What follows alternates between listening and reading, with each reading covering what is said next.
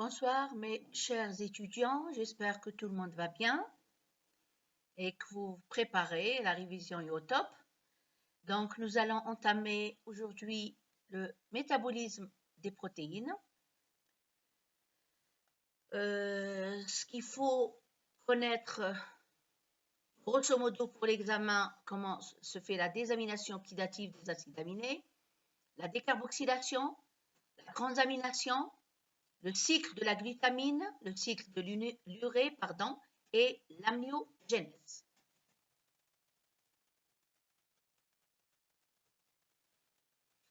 Donc, une petite introduction sur la digestion des protéines alimentaires.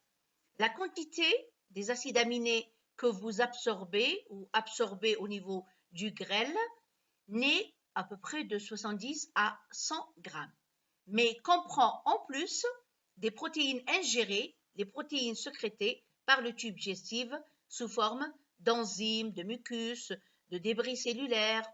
Ces protéines sécrétées représentent environ 50 grammes et c'est donc un total quotidien absorbé de 150 grammes d'acides aminés qui vont arriver jusqu'à la veine porte. Donc le premier organe, sachez que le premier organe rencontré par les acides aminés absorbés est le foie, bien sûr. Seule une fraction des acides aminés absorbés passe dans la circulation générale, le reste étant transaminés, oxydés ou incorporés dans la synthèse des protéines hépatiques. Donc ces protéines sont catabolisées en acides aminés par des enzymes protéolytiques appelées protéases ou peptidases. On a vu ça dans le semestre 1 quand on a fait le chapitre des protéines. Ces enzymes ont une spécificité, c'est la caractéristique des enzymes, un grand pouvoir de spécificité, plus ou moins grand vis-à-vis de la position de la liaison peptidique dans la chaîne et bien sûr de la nature des acides aminés engagés dans cette liaison peptidique. Sachez que la digestion des protéines alimentaires a lieu en 3 étapes. Une étape intraluminale, où les protéines sont catabolisées en acides aminés et en peptides. Les enzymes protéolytiques, synthétisées par les cellules exocrines de l'appareil digestif, bien sûr, sous forme de proenzymes inactifs. On a vu dans le chapitre des enzymes, on a parlé des proenzymes, qui sont une catégorie d'enzymes qui sont synthétisées par notre corps sous forme de proenzymes, pro-insuline, prothrombine, des protéines qui sont synthétisées sous forme inactive, ayant un segment supplémentaire en plus qu'on doit amputer pour que l'enzyme devienne active. Ça, c'est pour le contrôle, pour que la cellule contrôle l'activité de chaque hormone, de chaque enzyme, etc. Donc la pepsine, tout d'abord, la pepsine sécrétée par l'estomac, la trypsine, la chymotrypsine, l'éelastase, les carboxypeptidases sécrétées par le pancréas, les aminopeptidases sécrétées par l'intestin grêle et d'autres enzymes vont participer à l'hydrolyse de cette liaison peptidique. La deuxième étape, c'est l'étape membranaire, où les peptides sont hydrolysés par les aminopeptidases de la bordure en brosse au niveau des entérocytes ou au niveau de l'intestin grêle, hydrolysés en acides aminés, en di- et tripeptides absorbés grâce à des transporteurs spécifiques.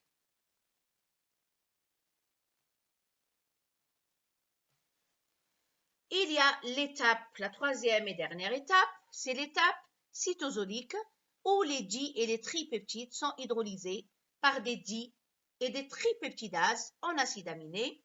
Ces acides aminés passent dans la veine porte où les 3/4 sont captés par le foie, principal organe de synthèse des protéines, et le 1/4 restant passe dans les tissus extra-hépatiques, c'est-à-dire dans les autres tissus de notre organisme. Sachez que la demi-vie d'une protéine tissulaire est variable, bien sûr, de quelques dizaines de secondes à plus de 100 jours. C'est le cas de l'hémoglobine. La durée de vie est de 100 120 jours, 100 à 120 jours. Leur catabolisme, donc ces protéines, sont catabolisées et leur catabolisme peut être extracellulaire par des protéases sécrétées par des cellules spécialisées. Donc, une vue d'ensemble de ces protéines. Donc, l'alimentation va ramener des protéines, soit d'origine animale ou végétale. Ces protéines pénètrent à l'intérieur de notre organisme. La destinée est très diverse, soit que au niveau de notre organisme, les protéines sont protéolysées en acides aminés, soit que les acides aminés qui proviennent de l'alimentation ou de la protéolyse vont servir à la synthèse d'autres protéines ou le contraire. Ces acides aminés aussi sont les précurseurs des bases purines et puriques et pyruvidiques pour la synthèse des acides nucléotidiques. Ils sont aussi les précurseurs des porphyrines pour la synthèse du noyau porphyrinique, pour l'hémoglobine et pour certaines enzymes. Ces acides aminés peuvent être dégradés jusqu'au stade ammoniaque et être excrétés à l'extérieur de notre organisme. Ces acides aminés peuvent aussi être des précurseurs, donc leur squelette carboné peut être précurseur des corps cétoniques qu'on a vu dans le cours des lipides, chapitre des lipides, ou l'acétoacétate ou formé de l'acétylcoenzyme A.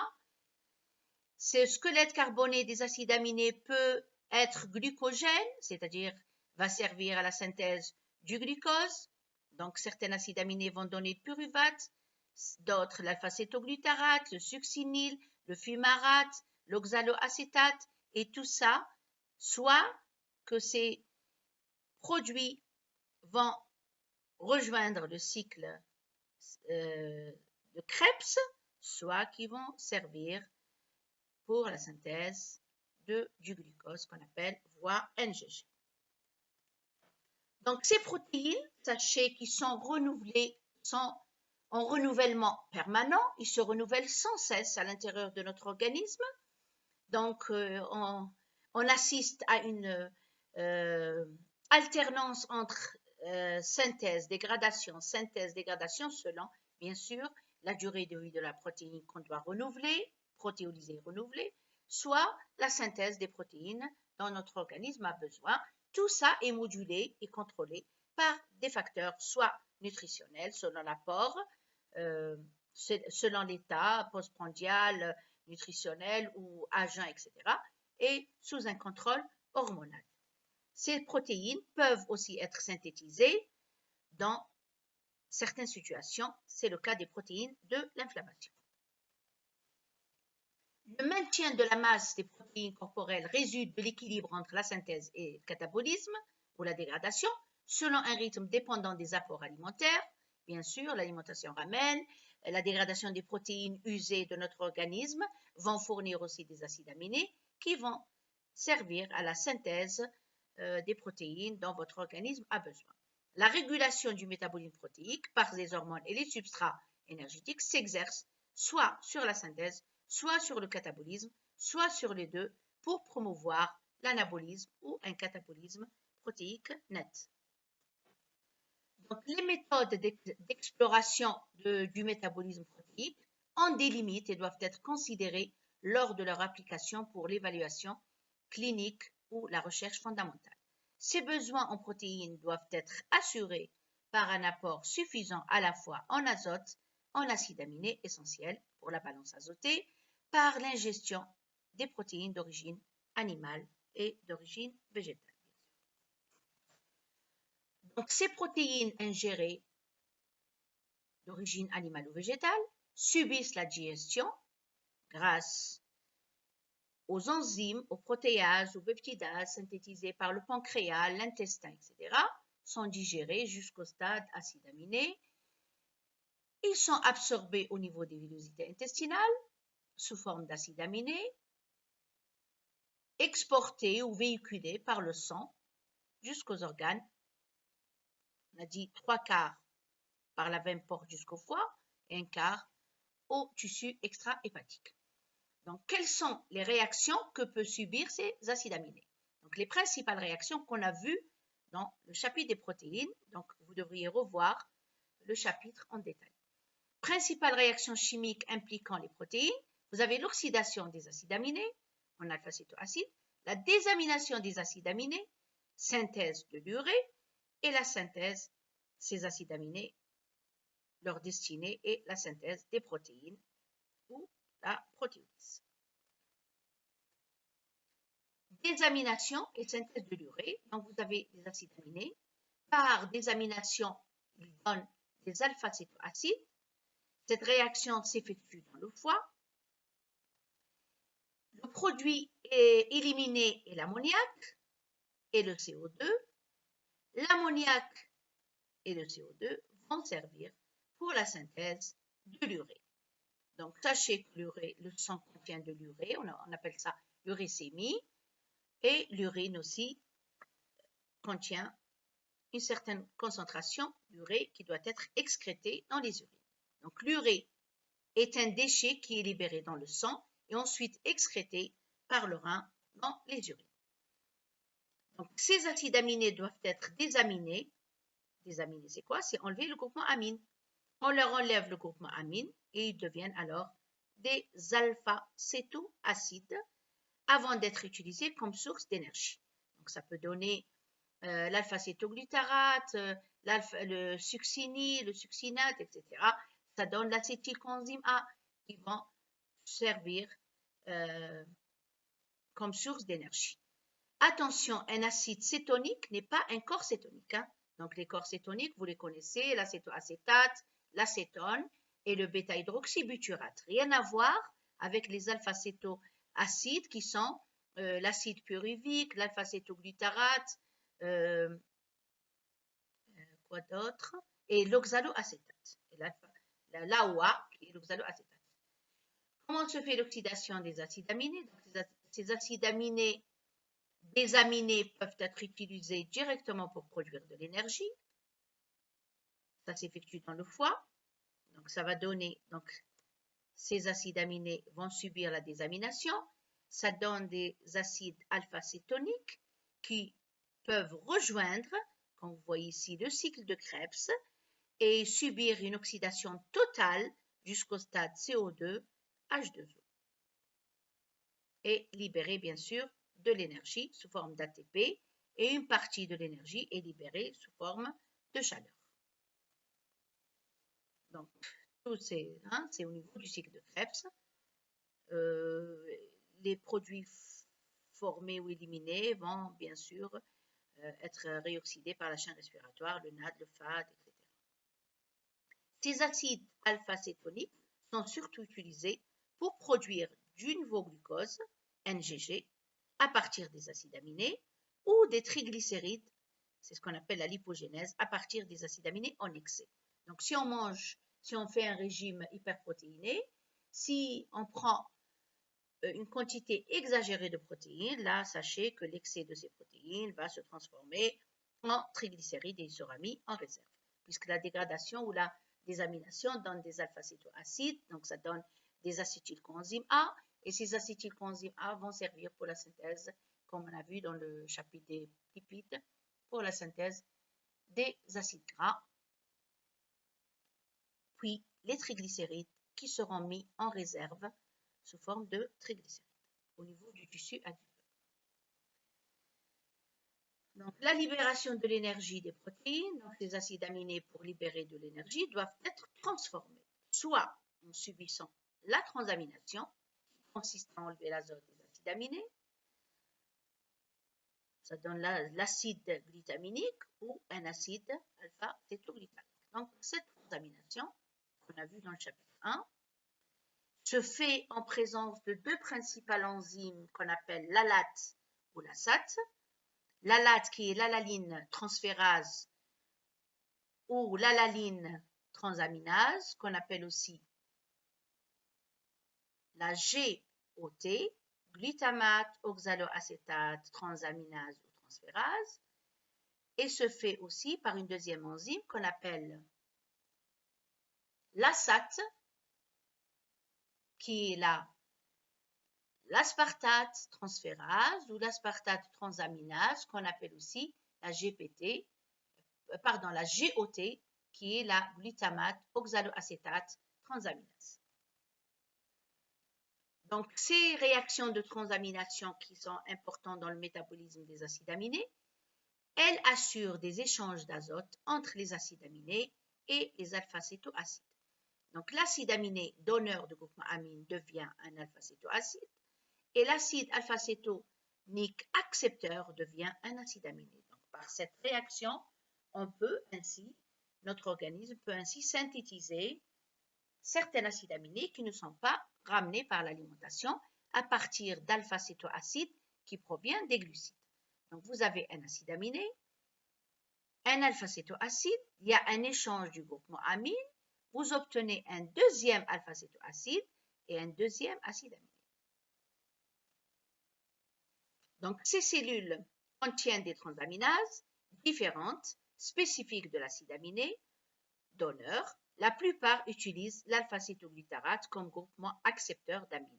Donc, le principal ou le chef de file, c'est le glutamate. Donc, vous trouvez toujours le glutamate qui intervient dans ces réactions de transamination. Il y a alors production du L-glutamate. La désamination est entrée dans le cycle de Krebs. Donc, ces réactions de désamination, par exemple la réaction de désamination du L-glutamate, produit par des réactions de transamination, subit une désamination oxydative. L'enzyme, ça c'est les réactions on a vu les réactions de transamination. Allez voir le cours pour plus de détails. Et là, c'est les réactions de désamination. Transamination, c'est un transfert d'un acide aminé à un alpha-cétoacide. Et là, les réactions de désamination, c'est éliminer totalement le groupement amine sous forme d'ammoniac. Donc, l'enzyme clé ou la principale enzyme qui fait cette réaction de désamination oxydative est la L-glutamate déshydrogénase qui élimine finalement le groupement alpha-amine sous forme d'ion ammonium. Allez voir le cours, vous avez la réaction en détail. Donc, l'acide cétonique peut ensuite entrer dans le cycle de Krebs. Donc, on obtient un alpha-cétoacide plus l'ammoniac, l'ion ammonium. L'alpha-cétoacide, quelle est sa destinée? C'est le cycle de Krebs ou le CAC. Donc, vous avez là, par ce schéma, vous avez les protéines. Ils sont protéolysés ou hydrolysés au niveau du tube digestif grâce à des protéases, des peptidases en acides aminés.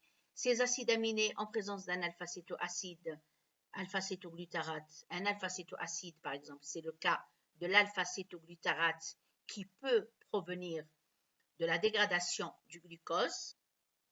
Donc, il est dans le cycle de Krebs sous forme d'alpha-cétoglutarate en présence d'un acide aminé.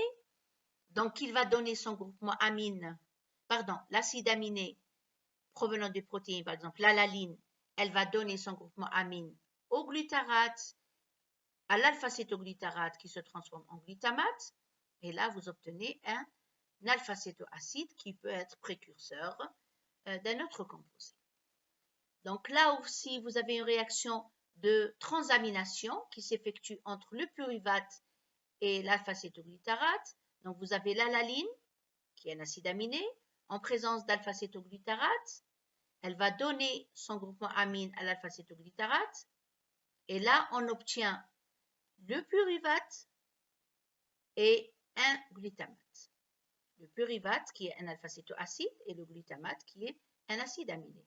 Ce glutamate obtenu peut, en présence d'ammoniac, donner la glutamine qui est aussi un acide aminé. La sérine, elle peut subir une désamination oxydative et se transforme en pyruvate. Ce schéma est à connaître par cœur. Pyruvate qui va aussi soit donner l'alaline, soit donner le glutamate. Ça, c'est les destinées des différents alpha-cétoacides provenant des protéines. Donc, par ce schéma, vous avez une vue d'ensemble des différentes destinées ou des sources des acides aminés qui vont servir pour le renouvellement protéique. Donc, on a dit que les protéines de notre corps se renouvellent sans cesse à raison de 250 grammes par jour. Donc, à peu près, donc vous avez, votre corps contient à peu près 11 kilos, à peu près 10 à 11 kilos de protéines. Votre corps contient 11 kilos de protéines. Donc, ces protéines se renouvellent sans cesse à raison de 250 à 300 grammes par jour selon l'organisme, le sexe, âgé, vieux, enfant, etc. Donc, il y a un renouvellement de ces protéines. Pour renouveler ces protéines, on a besoin de quoi? On a besoin d'acides aminés. Donc, il faut que les acides aminés soient disponibles dans la cellule pour qu'elle puisse renouveler les protéines qui sont dégradées. D'où proviennent ces acides aminés? Ce n'est pas seulement de l'alimentation. Donc, il y a des acides aminés qui proviennent de la protéolyse, c'est-à-dire des protéines dont la durée de vie est terminée et qui doivent être dégradées. Donc, la protéolyse fournit à mon organisme des acides aminés, soit un apport exogène jusqu'à 100 grammes par jour. L'apport exogène, c'est-à-dire l'alimentation, va nous ramener des protéines, 70 grammes par jour d'acides aminés, soit que la cellule elle-même peut faire la synthèse de ces acides aminés, ça c'est une autre source. Ces acides aminés, tous ces acides aminés, dont les sources sont la synthèse endogène, l'apport exogène, la protéolyse, ils vont servir pour le renouvellement protéique ou la synthèse des protéines.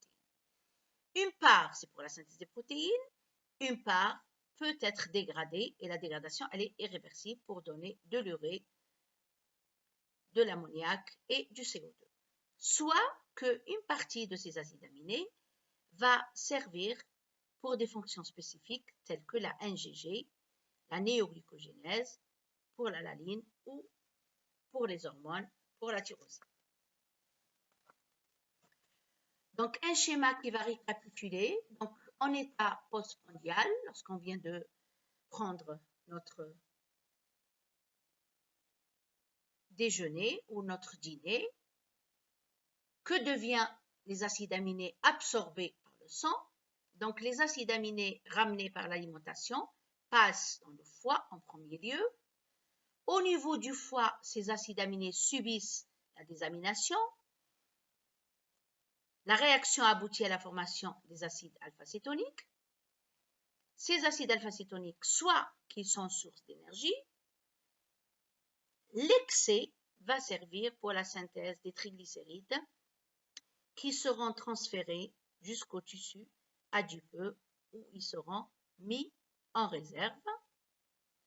Soit que ces acides aminés peuvent servir pour la synthèse des protéines plasmatiques. Vous savez que la majorité des protéines plasmatiques, celluloplasmine, ferritine, transférine, pas l'hémoglobine, pardon, l'albumine, toutes les protéines de votre sang sont synthétisées par le foie, sauf les anticorps. Donc, la majeure partie des acides aminés est utilisée pour la synthèse des protéines. Donc, les acides aminés étant des substrats précieux, donc la destinée principale, c'est synthèse des protéines ou renouvellement des protéines. En cas de surplus, ils seront dégradés pour des fins énergétiques. L'excès sera mis en réserve au niveau du tissu adipeux. Le foie est un organe qui a un rôle très important dans le métabolisme des protéines, soit fonction métabolique du foie. Il participe à la désamination des acides aminés pour les convertir en glucose ou pour synthétiser de l'ATP.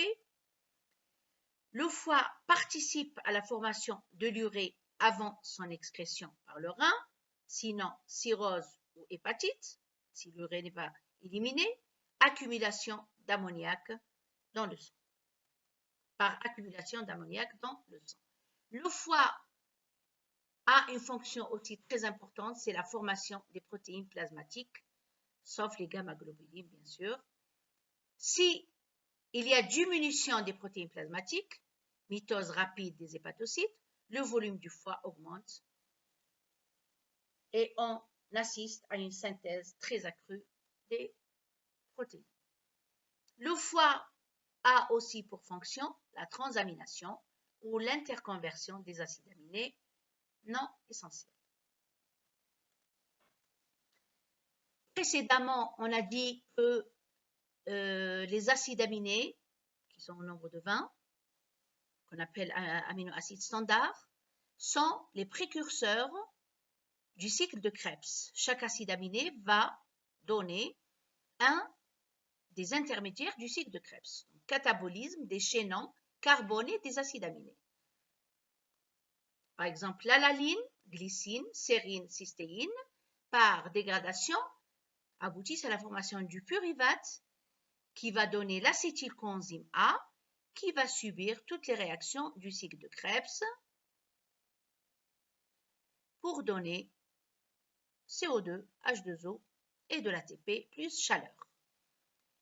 L'isoleucine, la leucine, la phényle, la tyrosine et le tryptophane peuvent aussi, par catabolisme ou dégradation, produit final, l'acétyl, qui va faire toutes les réactions du cycle de Krebs pour donner les mêmes produits. Le glutamate, la glutamine, l'histidine, la proline, l'arginine, quant à eux, ont comme produit final l'alpha-cétoglutarate, qui va rejoindre le cycle de Krebs pour donner le succinate, le succinate, le fumarate, le malate et l'oxaloacétate, qui peut redonner du PEP et donner du glucose. Donc, qu'est-ce qu'on dit quant à ces acides aminés? Ce sont des acides aminés glucoformateurs, parce qu'ils aboutissent, ils peuvent aboutir à la formation du glucose. La thréonine, la valine, la méthionine, l'isoleucine aboutissent à la formation du succinylcoenzyme A, qui va donner le succinate, le fumarate, le malate, l'oxaloacétate, aussi sont glucoformateurs. L'aspartate, la phényle, la tyrosine, produit final fumarate, qui va donner le malate, l'oxaloacétate, qui peut aussi redonner du PEP et du glucose. L'asparagine, dérivée de l'aspartate et l'aspartate, peuvent donner l'oxaloacétate, qui va servir à la synthèse du phosphoénolpyruvate et puis du glucose, donc ils sont aussi glucoformateurs. Et là, ces acides aminés, là et là, qui vont donner les deux qui vont donner des acétylcoenzymes A, donc ils sont glucoformateurs et en même temps servir pour la synthèse des acides gras. Donc pour la lipogénèse, donc puisqu'ils donnent des acétyles et les acétyles vont redonner des acides gras. Le rôle du glutamate, ses principaux rôles, le glutamate est un des acides aminés qui a une diversité de fonctions biologiques. D'un côté, il est stimulateur du système nerveux, contrairement à l'alaline, inhibe le système nerveux. Parmi les fonctions du glutamate, il peut, par transamination, donner l'alpha-cétoglutarate ou par désamination, l'alpha-cétoglutarate qui va rejoindre le cycle de Krebs et faire toutes les réactions du cycle de Krebs, comme on vient de voir. Le glutamate peut servir pour la synthèse de l'urée, transfert d'azote et synthèse de l'urée. Le glutamate peut, par amination, donner de la glutamine, donc il sert, c'est le précurseur de la glutamine, il peut servir pour la synthèse de la glutamine. D'un autre côté, le glutamate est précurseur de la synthèse du glutathion, qui est un tripeptide qui intervient dans le stress oxydatif et empêche la formation des radicaux libres qui sont responsables de pas mal de pathologies. Le glutamate aussi précurseur de la synthèse de la proline, de l'ornithine et de l'arginine. Le glutamate aussi par décarboxylation, voire pour donner le gamma-aminobutyrate ou le fameux GABA, qui est un dérivé d'acide aminé dont le rôle est la transmission de l'influx nerveux, à savoir par cœur pour le rôle du glutamate. L'ammoniac est assimilé dans les aminoacides par l'intermédiaire du glutamate et de la glutamine. C'est-à-dire quelle est la réaction qui permet d'associer l'ammoniac en surplus, parce que l'ammoniac à une certaine dose, il est toxique pour la cellule, donc il doit être éliminé de la cellule pour qu'il n'y ait pas d'intoxication ou de coma, etc. Donc vous avez ici le glutamate, ou l'alpha-cétoglutarate, en présence d'ammoniac ou d'ion-ammonium en surplus, en présence de nicotinamide adénine du nucléotide phosphate réduit, le NAD réduit, le NADP réduit, en forme l'acide glutamique et la formation du NADP+, oxydé, plus une molécule d'eau. Donc là, la réaction dépend de quoi? Le sens de la réaction dépend des concentrations relatives du glutamate et de l'alpha-cétoglutarate, de l'ammoniac, bien sûr, et du rapport des formes réduites et oxydées du coenzyme NAD, NADPHH+, et NAD, et des NADH et des NAD+. Elle intervient donc aussi dans les réactions d'assimilation de l'ammoniac, aussi bien dans l'assimilation de l'ammoniac que dans le catabolisme des acides aminés. Donc cette réaction, soit pour le catabolisme des acides aminés, soit pour l'assimilation de l'ammoniac. Donc elle va masquer l'ammoniac qui est toxique pour la cellule sous forme de glutamate. Et là, il n'y a plus de danger. La glutamate déshydrogénase est très active dans le foie et le rein. Rappelez-vous bien de cette information. Elle fait l'objet d'une régulation allostérique parce qu'elle contient des sites effecteurs, inhibiteurs et activateurs. Rappelez-vous bien, inhibée par l'ATP et GTP et activée par l'ADP et la GDP. Rappelez-vous bien de cette information. La glutamine, quant à elle, comment elle est synthétisée? Donc la synthèse de la glutamine se fait en présence du glutamate, d'ammoniac et d'ATP. Ça va donner la glutamine plus ADP plus PI. Réaction catalysée par la glutamine synthétase. Où se trouve cette glutamine synthétase? Enzyme active dans tous les tissus, à l'exception de l'intestin et du rein. Donc cette glutamine n'est pas fonctionnelle au niveau de l'intestin et du rein. Et elle est produite en grande quantité par le muscle et le foie, des hépatocytes périveineux. Donc rappelez-vous bien cette information s'il vous plaît. Rôle de la glutamine. D'un côté, la glutamine sert de transporteur de l'azote entre les tissus, fixation et export de l'azote des tissus périphériques, apport de l'azote au foie, donc la glutamine ramène au foie l'ammoniac sous forme de glutamine pour le transformer par la suite en urée, cycle de l'urée qu'on appelle l'uréogénèse, et elle a aussi comme rôle l'apport de l'azote au rein pour la balance acido-basique, l'acidose, par un cycle qu'on appelle l'amniogénèse. Donc cette glutamine, utilisation comme substrat énergétique, donc elle est utilisée comme substrat énergétique pour les tissus intestinaux, donc la cellule intestinale ou les entérocytes, ne possèdent pas la glutamine synthétase, ils ne peuvent pas synthétiser la glutamine. Par contre, ils peuvent la dégrader, ils ont la glutaminase, donc ils peuvent dégrader la glutamine et l'utiliser comme source d'énergie. La glutamine est aussi le substrat de l'amniogénèse rénale pour la régulation acido-basique, parce qu'ils contiennent les reins la glutaminase.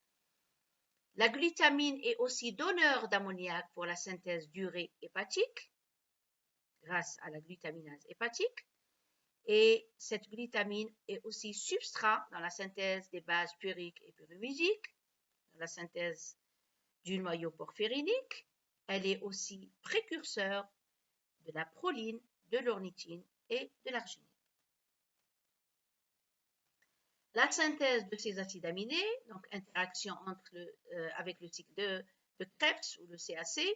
Le squelette carboné des aminoacides provient des intermédiaires de la glycolyse, la voie des pentosephosphates, le cycle de l'acide citrique, qui est le CAC, ou le cycle de Krebs, ou le cycle qu'on appelle aussi cycle tricarboxylique. Les aminoacides essentiels sont ramenés par l'alimentation, leucine, isoleucine, proline, etc. Les 8 acides aminés, tryptophane, valine, lysine, ils doivent être ramenés par l'alimentation parce qu'on n'a pas le gène pour pouvoir synthétiser ces acides aminés qu'on appelle essentiels.